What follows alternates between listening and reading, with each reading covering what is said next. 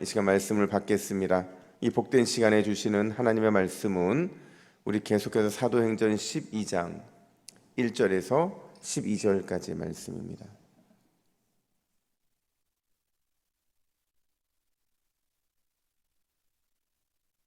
신약성경 207면 사도행전 12장 1절부터 12절 다른 두 인생을 보는 관점이라는 제목으로 오늘 말씀을 받겠습니다.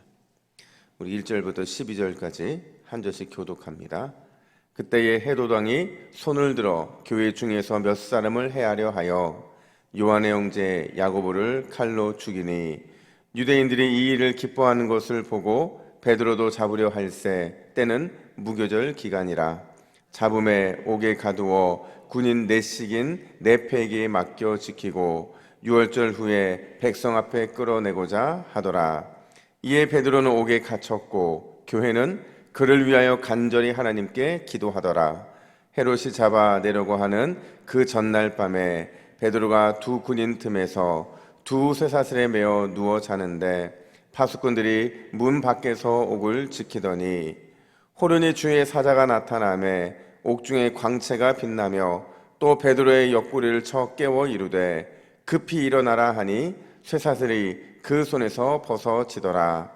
천사가 이르되 띠를 띠고 신을 신으라 하거늘 베드로가 그대로 하니 천사가 또 이르되 겉옷을 입고 따라오라 한대 베드로가 나와서 따라갈새 천사가 하는 것이 생시인 줄 알지 못하고 환상을 보는가 하니라. 이에 첫째와 둘째 파수를 지나 시내로 통한 쇠문에 이르니 문이 저절로 열리는지라. 나와서 한 거리를 지나매 천사가 곧 떠나더라. 이에 베드로가 정신이 들어 이르되 내가 이제야 참으로 주께서 그의 천사를 보내어 나를 헤롯의 손과 유대 백성의 모든 기대에서 벗어나게 하신 줄 알겠노라 하여 깨닫고 마가라 하는 요한의 어머니 마리아의 집에 가니 여러 사람이 거기에 모여 기도하고 있더라. 아멘.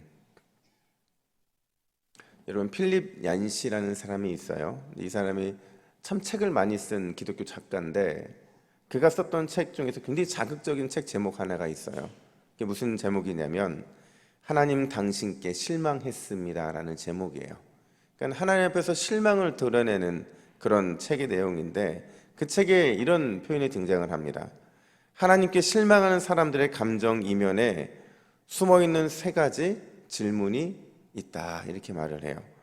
그러면서 세 가지의 질문을 하는데 첫 번째가 뭐냐면 하나님은 공평하신가 라는 질문입니다. 그러니까 실제로 삶에서 하나님이 공평하지 않은 것처럼 느껴진다는 거죠. 두 번째는 하나님은 왜 침묵하시는가 하는 거예요.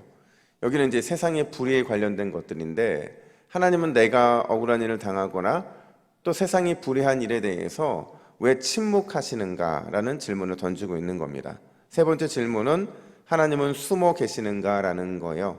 그러니까 우리가 아무리 찾고 또 찾아도 도통 하나님은 못 만날 때가 있어요. 또 만나려고 그렇게 몸부림쳐도 가까이 있지 않은 것처럼 느껴질 때가 있더라는 거죠. 근데 그런 이 세 가지 질문을 던지면서 그가 이 세 가지 질문 속에 찾은 결론이 하나가 있었어요. 그 결론이 뭐냐면 이 세 가지의 질문이 우리 내면에서 그 영역이 확장되면 확장될수록 우리 마음에 사라지는 게 있대요. 그 사라지는 게 뭐냐면 바로 기쁨이라는 거죠.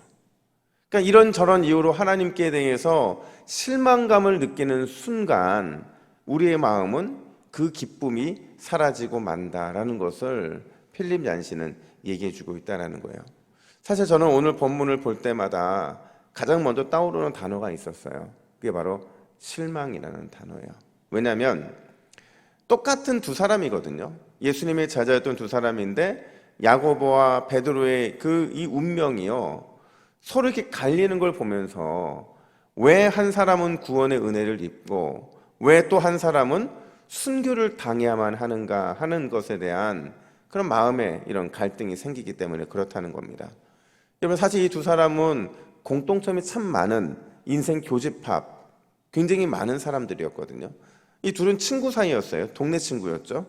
같은 날 같은 장소에서 예수님께 부름을 받았어요. 같이 어부였죠. 또 3년 동안 예수님께 똑같이 같은 훈련을 받았고 베드로가 가는 곳에 야고보도 늘 있었고 야고보가 있는 곳에 늘 베드로도 있는 그런 두 사람이 걸어온 인생길은 너무 비슷했어요. 근데 그 둘의 인생길의 마지막은 서로 갈렸다는 거죠. 너무 달랐다는 거예요.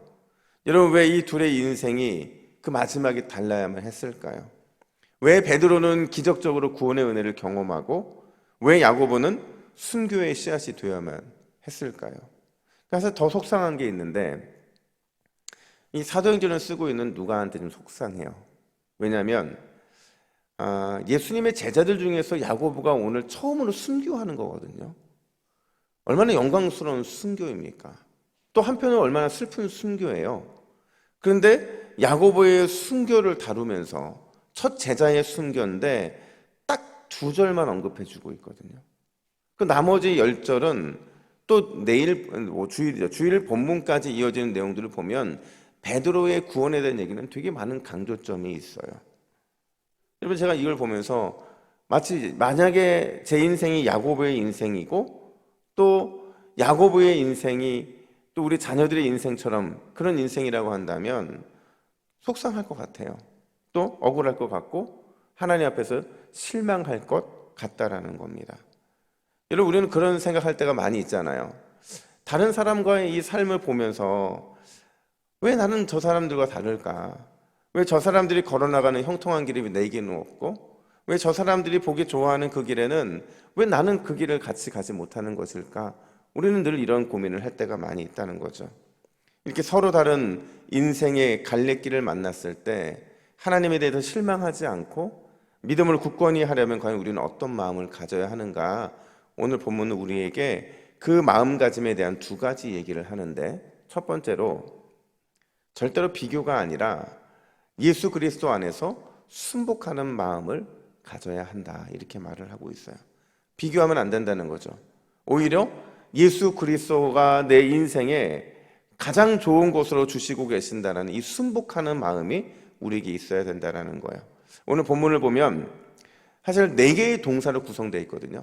뭐 많은 동사들이 있지만 사실 눈에 띄는 4개의 동사가 있는데 그게 뭐냐면 2절에 죽이니, 4절에 가두어, 5절에 기도하더라, 11절에 벗어나게 하더라, 구출하였다.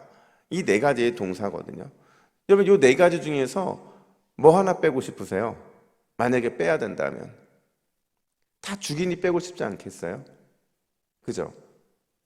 이 4가지의 동사 중에서 죽이니만 빼면 가두었더니 기도하였다, 벗어나게 하였다. 얼마나 은혜롭게 본문이 끝이 납니까? 그러니까 저도 그런 거예요.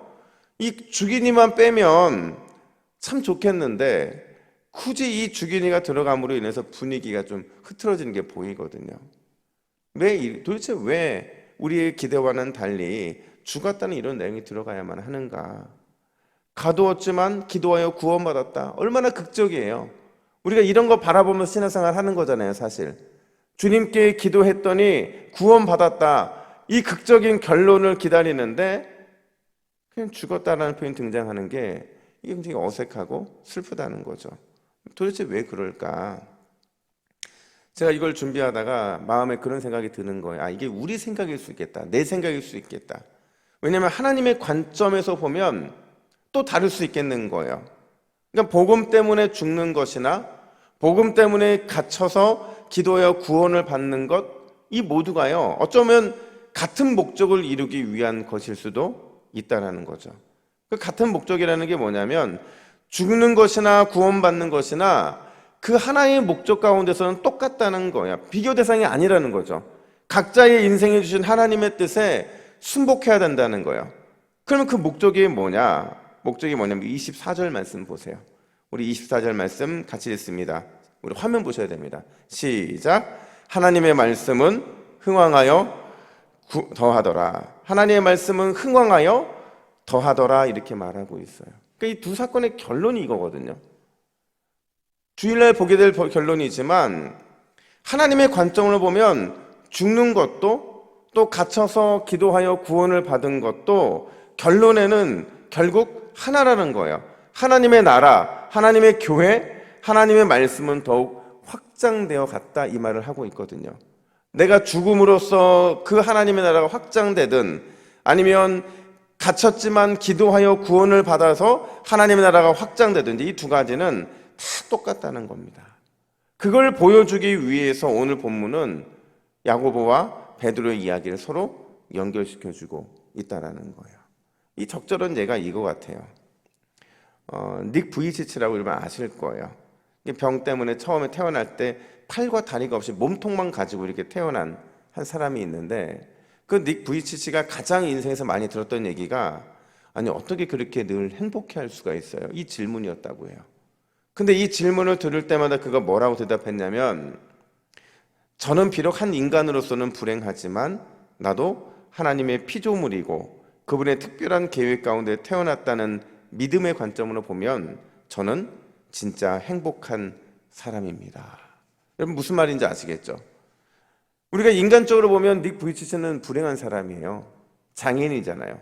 근데 하나님의 관점으로 보니까 그의 인생은 단지 불행한 인생이 아니라 하나님께서 여전히 그 또한 하나님의 큰 계획 안에 가지고 있는 사람이고 비록 그는 육신의 장애는 있지만 그의 삶에 있어서 하나님의 영광을 위해 쓰임받는 것은 똑같다는 겁니다. 이런 관점이 있다고 한다면 오늘 우리는 비교가 아니라 순복하는 마음을 가질 수밖에 없다는 거죠. 여러분 우리의 인생은 서로 다를 수밖에 없어요. 하지만 예수님 안에서 복음을 위해서 하나님의 나라의 관점으로 보면 우리 인생은 모두가 다 행복한 인생인 줄로 믿습니다. 다윗은 이렇게 고백하잖아요. 우리 시편 37편 23절 24절 같이 함께 읽습니다. 시작. 여호와께서 사람의 걸음을 정하시고 그의 길을 기뻐하시나니 그는 넘어지나 아주 엎드러지지 아니함은 여호와께서 그의 손으로 붙드심이로다. 할렐루야. 여러분 다른 결말 앞에서 주님의 붙들어 주심을 경험하는 이게 바로 신앙이라는 사실을 기억하고 오늘도 주 앞에 날마다 순복하는 저와 여러분 되기를 간절히 축복합니다. 뿐만 아니라 두 번째가 있는데 이 두 번째가 더 중요해요. 그게 뭐냐면 결국 기도가 답이라는 거예요. 기도가 답이라는 거죠. 여러분 오늘 본문을 보면서 그런 생각 안 해보셨어요? 교회가요 야고보가 갇혔을 때는 간절히 기도하지 않습니다. 근데 유독 베드로가 갇혔던 바로 그때에 간절히 기도했다는 거죠. 왜 야고보가 갇혔을 때는 기도하지 않고 베드로가 갇혔을 때는 기도했을까요? 왜 그랬을까요? 아마도 이럴 것 같아요. 그러니까 예루살렘 교회는 진짜 야고보가 순교할 줄 몰랐던 것 같아요. 지금까지 한 번도 그런 적이 없었거든요. 늘 하나님의 예수 그리스도를 통해 세우셨던 그 사도들이 교회의 중심이었기 때문에 그들을 순교하게 하실 것이라는 생각을 전혀 하지 못했던 것 같아요. 이번에도 옥에 갇혔지만 구원해 주실 것으로 생각을 했는데 그들의 예상과는 다르게 순교라는 결과가 나온 거죠. 그러던 차에 다시 베드로가 옥에 갇힙니다. 그때는 두려웠던 거예요. 야고보도 순교했는데 베드로도 순교할 것 같아 두려웠던 거죠. 그래서 기도하기 시작한 거예요. 여러분 5절 말씀을 보세요. 5절 같이 읽습니다. 시작.